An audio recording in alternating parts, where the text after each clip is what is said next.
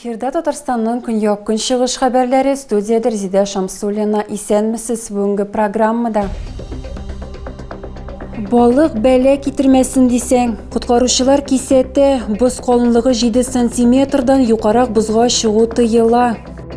Яхшылыкка һәм сабырлыкка иретүче вакыт. Изге Рамазан айы бара, көн сайын шәһәр мәчетләрендә ифтарлар уза. Бер тәрәзә режимында Газпром Трансгаз Казан хезмәт күрсәтү үзәге яңартылды. Клиентлар өчен нәрсә үзгәрә?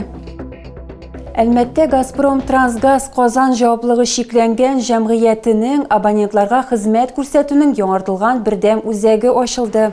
Канализация, су һәм электр белән тәэмин итү, вентиляция һәм кондиционер системалары, янгын сигнализациясе һәм бинага керү өлеше ремонтланган.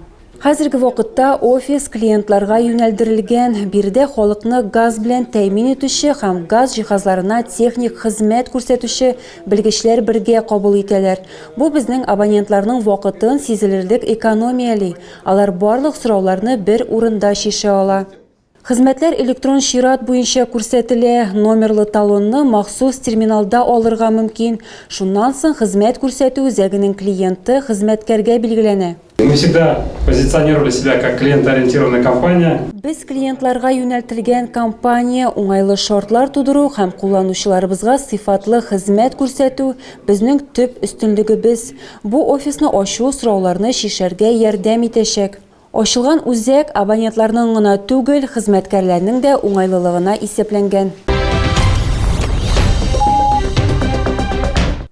Җәяүлеләр буенча рейдка чыктылар. Дәүләт автоинспекциясе һәм юл хәрәкәте иминлеге учреждениесе хезмәткәрләре җәяүлеләргә кагыйдәләрне үтәүнең мөһимлеге турында искәрттеләр. Соңгы 5 елдагы статистика буенча җәяүлеләрнең юл хәрәкәте кагыйдәләрен бозу очраклары 3нче урында тора. Ел башыннан юл транспорт һәлакәтендә бер җәяүле һәлак булды һәм икесе җәрәхәтләнде. Уважаемые пешеходы, будьте внимательны. Экипаж 100 метрда узмый юл хәрәкәте кагыйдәсен бозу очрагы теркәлә. Там вот пешеходный переход имеется, да, пешеходный переход имеется. По дорогу переходить нельзя. Җәяүленең җаваплылыгын административ хокук бозулар кодексының 12-30 маддәсе регламентлаштыра. Минималь штраф 500 сумнан алып. Госавтоинспекция убедительно просит. Дәүләт автоинспекциясе җәяүләрне юлда бик игътибарлы булырга чакыра. Еш кына җәяүләрне тәүлекнең караңгы вакытында бәрдерәләр. Әмма көндез дә хокук бузучылар җитәрлек. Дивон урамындагы йортларда яшәүчеләр закон күзлегеннән караганда көненә дистәләгән тапкыр юл хәрәкәте кагыйдәләрен күпләп бозалар. Якындагы эре кибеткә юлны туп-туры чыксаң 30-50 метр. Әгәр җәяүлеләр кичүенә кадәр барып чыксаң 200 метр тирәсе. Хәзерге законнарда инфраструктура карарлары да халыкның аерым төркемнәре өчен түгел, ә күпчелек шәһәр халкының уңайлылыгы һәм иминлеге күзлегеннән карый. Бер урында тикшергәннән соң юл тәртибе сакчылары икенче ноктага күчте. Монда да хокук бузучылар юлны кисеп чыгарга яраталар. Аларның версиясе буенча хәзер юлны җәмәгать транспорты тукталышларында да үтәргә мөмкин. Ә елдан ел җәяүлеләр хокук бузучылар рейтингында ышанычлы рәвештә лидерлык позицияларын били. Быел тиешсез урында юл аркылы чыккан 990 җәяүле теркәлгән. Узган ел башында җәяүлеләргә 1172 тапкыр штраф салынган, ә гомумән алганда аларның саны 5740. Әлмәттә тавыш бирүчеләрне ташламалар һәм бушлай юл йөрү мөмкинлеге көтә. Сайлау көннәрендә үз кандидаты өчен тавыш биргән һәркемгә махсус беләзекләр бирәчәкләр. Алар буенча 15, 16 һәм 17 мартта 19 урында ташламалардан файдаланырга була. Араларында җәмәгать туклануы оешмалары, ягулык салу станциялары, спорт комплекслары, кибетләр һәм күңел ачу үзәкләре. Шулай ук беләзек сайлау көннәрендә җәмәгать транспортында бушлай йөрү хокукы бирә. Моннан тыш туган якны өйрәнү музеена, картиналар галереясына, ат спорты мәктәбенә барырга мөмкин. Кванториум балалар технопаркында экскурсиялар һәм креатив индустриялар мәктәбендә мастер-класслар узачак. Сайлау участоклары бүген иртәнге 8-дә ачылды һәм 3 көн дәвамында тавыш бирергә мөмкин булачак. Татарстан Республикасы рәисе Рөстәм Миңнеханов Россия Федерациясы президентын сойлау уңайыннан республика халкына мөрәҗәгать итте. Рөстәм Миңнеханов татарстанлыларны сойлауларда катнашырга чакырды. Татарстан Республикасы бүгенге көндә Россия Федерациясының терәк субъекты, гомум икътисадның төп күрсәткечләре һәм тормыш сыйфаты ягыннан алдынгы төбәк булып тора дип искәртте республика башлыгы. Миңнеханов билгеләп үткәнчә, илдә әле күп эшләр башкарылырга тиеш. Һәм 15, 16, 17 март көннәрендә сойлауларда катнашу дәүләт үсеше векторын билгеләячәк. Күп милләтле илебез гражданнарының үз ихтиярын белдерүе һич шиксез тарихи әһәмияткә ия булачак. Алдагы елларга дәүләтнең эчке һәм тышкы сәясәте юнәлешен билгеләячәк дип яза Рөстәм Миңнеханов үз мөрәҗәгатендә. Рәис Рөстәм Миңнеханов әлмәттә яңа яшьләр үзәгендә булды.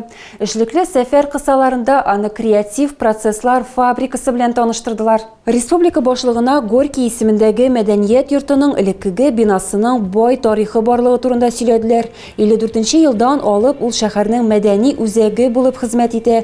Бирдә төрле чаралар, әйтик концертлар, язучылар һәм шагыйрьләр белән очрашулар, фестивальләр уздырылган урын булган. Хәзер креатив процесслар фабрикасы яшьләр үзәгендә тегү остаханәсе, киберспортчылар өчен 2 локация, мини-типография, хореография, театр, чүлмәкчелек осталыгы һәм сәнгать студиялары урнашкан. Әлмәт соңгы елларда яшьләр өчен бик күп кызыклы проектлар эшли. 10 марттан 11 мартка каршы төндә изге Рамазан ае башланды. Бу чорда дин тотучылар ашаудан һәм су эчүдән тыела. Дугалар укый һәм изге эшләргә аерым игътибар бирәләр. Көн сайын шәһәр мәчетләрендә ифтарлар уза. Начарлык эшләүдән тыелып торсын ди. Алар да шулай ураза тотсын ди дип аңлаталар. Һәм инде шуңа безнең уразабыз ул адәм баласын яхшы якка өйрәтергә тиеш. Авыз ачу вакыты көн сайын 2 минутка алга күчә. Сәхәр ашауны кояш чыгарга 2 сәгать кала тәмамларга кирәк. Көн дәвамында ашарга да, эчәргә дә ярамый. Воздерживаться от еды и питья это несложно. Ашаудан эчүдән тыелу авыр түгел. Минемчә, Рамазанда иң катлаулысы һәм иң кирәклесе үзеңне тәрбияләү. Энҗе Хәсәншинаның бабасы имам була. Ул үз теләге белән яулык кия һәм 30 ел элек ураза тота башлый. Энҗенең кызы да яулык кияргә карар итә. Беренче сыйныфта укул дәресләргә башын каплап килә. Мәчеттә балалар күбесе әти-әниләре белән бергә ураза тота. Уразаны өлкән яшьтәгеләргә, йөкле һәм имезүче хатыннарга, дарулар кабул итүче авыруларга тотмаска рөхсәт ителә. Ашаудан тыелуны җиңеләйтү өчен дөрес тукланырга кирәк. Рамазан ае 10 апрельгә кадәр дәвам итәчәк. Мәчеттә көн сайын ифтарлар үткәрелә, анда 200-гә кадәр кеше килә. Шәһәр сулыкларында боз өрий башлаган инде, ләкин кышкы балык тотарга яратучыларны бу куркытмый. Коткаручылар 7 сантиметрдан да юқарак бозга чыгу тыела дип кисәтә. Хукук бозулар өчен штрафлар каралган. Коткаручылар бозның калынлыгын күз белән генә билгеләүгә таянырга киңәш итмиләр. Республикада боз астына төшеп киткән 2 ир-ат коткарылган инде. Элек Әлмәттә дә андый очраклар теркәлгән. Шәһәр сусаклагычы өстендә күпер бар. Бу урын хәзер аеруча куркыныч дип кисәтә белгечләр. Сулыкларда куркыныч урыннар барлыкка килә башлады инде. Бу кечкенә елгаларның өске өлеше, анда боз җимерелү процессы башланган. Күперләр кыш көне дә куркыныч, ә хәзер алар астындагы бозга ышаныч юк. Кечкенә елгалар һәм инешләр зур елгаларга кушылган урыннар. Коткаручылар балыкчыларны кисәтүче аншлагларга игътибар итәргә чакыра. Алар куркыныч сулыкларда булырга тиеш. Ә әлеге шөгыльләрен киләсе кышка калдырсалар, тагы да яхшырак диялар. Тагы да күбрәк яңалыклар һәм тапшырулар белән безнең сайтта таныша аласыз. Без социаль челтәрләрдә дә бар, хәбәрләр юллагыз. Бүгенгә менә шулар. Мин сезнең белән сау булашам, исән-имин булыгыз.